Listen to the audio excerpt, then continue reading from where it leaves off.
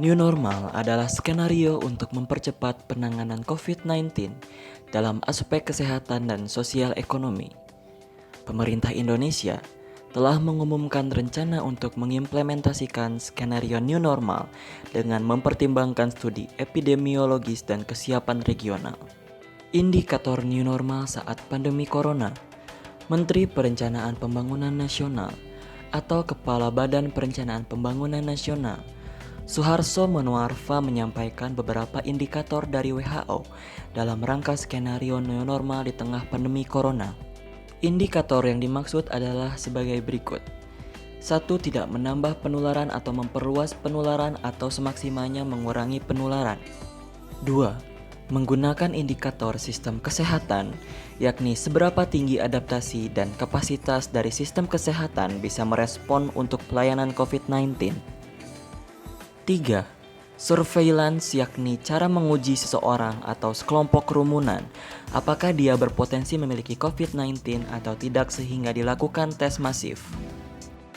Protokol New Normal dari Kemenkes. Kementerian Kesehatan menerbitkan keputusan Menteri Kesehatan nomor HK01-Menkes-328-2020 tentang panduan pencegahan dan pengendalian COVID-19 di tempat kerja, perkantoran, dan industri dalam mendukung keberlangsungan usaha pada situasi pandemi.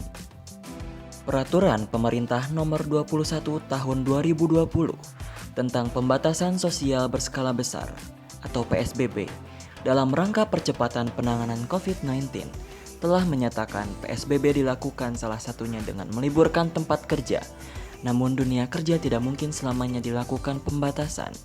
Roda perekonomian harus tetap berjalan. Untuk itu, pasca pemberlakuan PSBB dengan kondisi pandemi COVID-19 yang masih berlangsung, perlu dilakukan upaya mitigasi dan kesiapan tempat seoptimal mungkin sehingga dapat beradaptasi melalui perubahan pola hidup pada situasi COVID-19 atau new normal. Nah, itu tadi sekilas informasi mengenai kebijakan new normal saat ini. Sekarang kita pengen tahu nih, bagaimana sih pandangan mahasiswa terhadap kebijakan new normal saat ini? Yuk, mari kita simak bersama-sama. Oke, awal tahu tentang kebijakan new normal, first impression aku terhadap kebijakan ini sebenarnya setengah-setengah, kayak senang ada, takut juga ada. Nah, senangnya tuh karena memang aku bisa beraktivitas di luar rumah, terus berinteraksi dengan teman, jadi tidak rebahan melulu di rumah. Nah, takutnya tuh karena apa ya? Di sini banyak orang yang bandel, tidak menggunakan masker, tidak taat pada protokol kesehatan. Mereka kayak masih ya bodo amat gitu. Sedangkan virus COVID-19 ini kan sangat cepat menyebarnya. Kita tidak tahu di sekitar kita ada orang yang sudah terkena COVID-19, kan tidak tahu. Kan ada juga orang yang sudah kena COVID-19 tapi tidak bergejala. Dan itu bisa jadi carrier juga kan ke kita. Nah, yang ditakutin tuh itu. Tapi sebenarnya ya sebenarnya seneng bisa beraktivitas di luar. Kalau menurut aku, pandemi COVID-19 ini tuh bagaikan buah si malakama. Serba salah, apa aja yang kita lakuin itu pasti ada baik dan gak baiknya. Nah, kalau kita lihat dari kurva pandemi, Indonesia tuh belum siap untuk menjalankan new normal karena kasus positifnya itu meningkat setiap harinya. Tapi kalau Indonesia tidak menjalankan new normal, kegiatan ekonomi itu pasti terhenti. Kasihan sama masyarakat-masyarakat yang tidak memiliki penghasilan tetap. Masa new normal ini adalah saat masyarakat mulai dipaksa berdamai dengan virus corona, hidup berdampingan bersama COVID-19, diimbangi dengan mengedepankan protokol kesehatan hingga ditemukannya vaksin. Motivasi ekonomi menjadi alasan paling utama, sebab kebijakan penanganan corona mulai dari lockdown lokal atau tingkat desa hingga pembatasan sosial berskala besar atau PSBB benar-benar telah memukul ekonomi dari dua sisi, supply side and demand side. Dengan keadaan perekonomian yang menjurus turun, fase new normal mulai digembor-gemborkan oleh pemerintah. 9 sektor perekonomian ditetapkan dibuka. Dibukanya 9 sektor itu diharapkan bisa mempercepat recovery ekonomi yang babak belur dihajar oleh corona. Saya setuju mengenai kebijakan new normal, karena dengan langkah tersebut dapat memperbaiki keadaan ekonomi yang kemarin sempat anjlok. Selain itu, masyarakat sudah bisa beraktivitas di luar rumah, sehingga dapat mengurangi tingkat stres pada masyarakat akibat masa lockdown kemarin, di mana seluruh aktivitas dan pekerjaan dilakukan di dalam rumah. Walaupun sudah bisa beraktivitas di luar ruangan, masyarakat diwajibkan tetap menggunakan protokol kesehatan guna menjaga agar virus tak lagi menyebar dan meningkat. Kalau dilihat dari kurva, Indonesia tuh belum siap untuk menjalankan new normal. Tapi kalau kita lihat dari persiapan dan kebijakan-kebijakan pemerintah, kayaknya Indonesia sudah cukup siap untuk menjalankan new normal. Saya rasa Indonesia sudah siap memasuki fase new normal selama masyarakatnya selalu disiplin dan tetap menerapkan protokol kesehatan seperti memakai masker dan menghindari kerumunan, dan juga masyarakatnya selalu menerapkan pola hidup sehat. Kalau semua itu sudah terpenuhi, menurut saya Indonesia sudah siap memasuki new normal.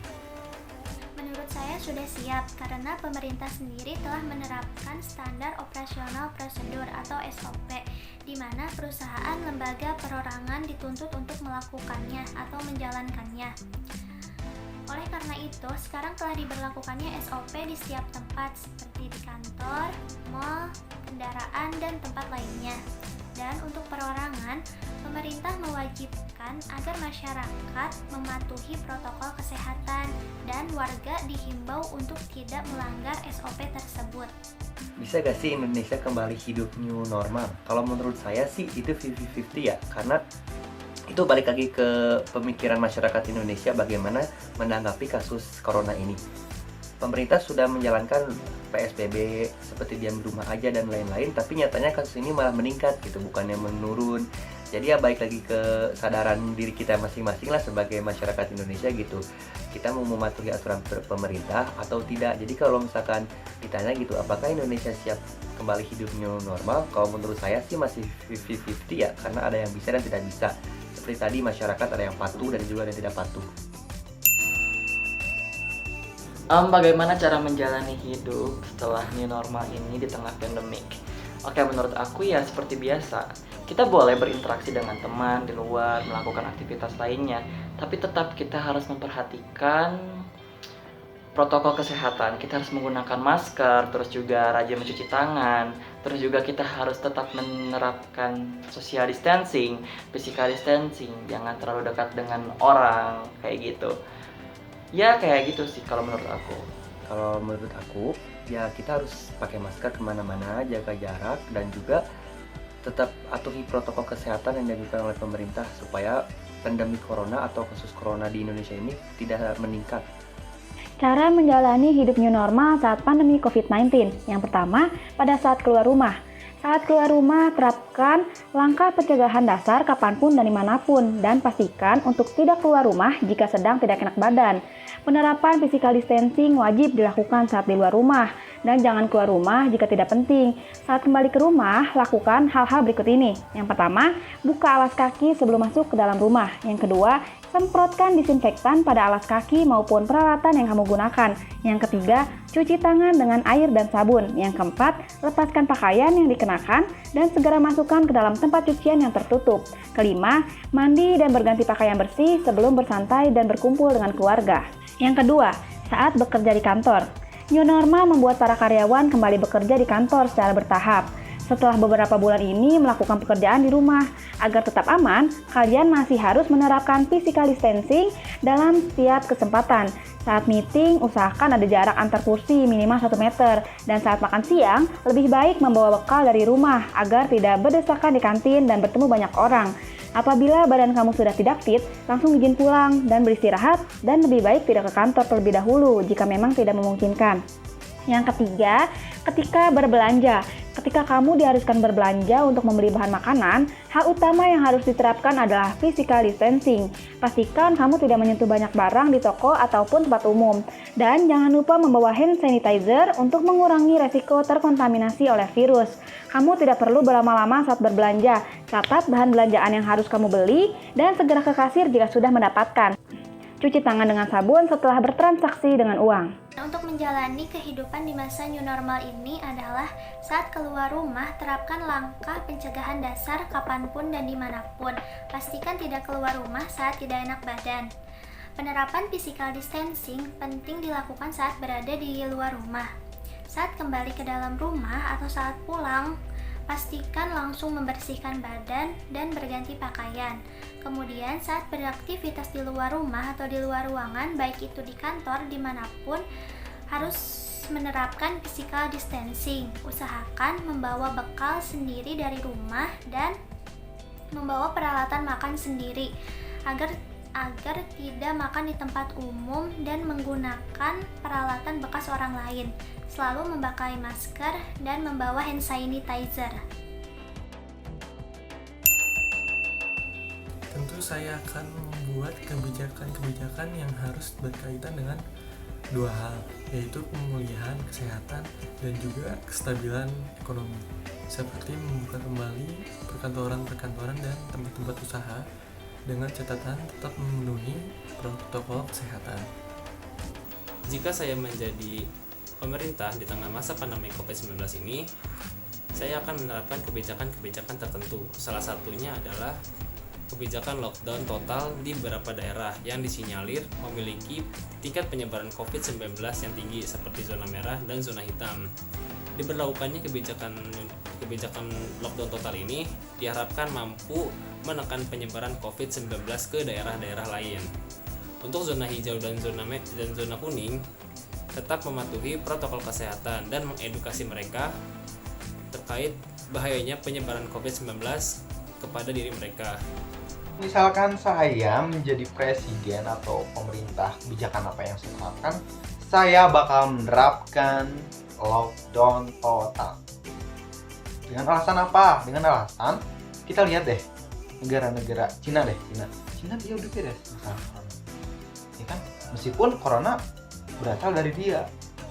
Ya, meskipun memang ekonomi bakal minus, tapi itu hanya sementara.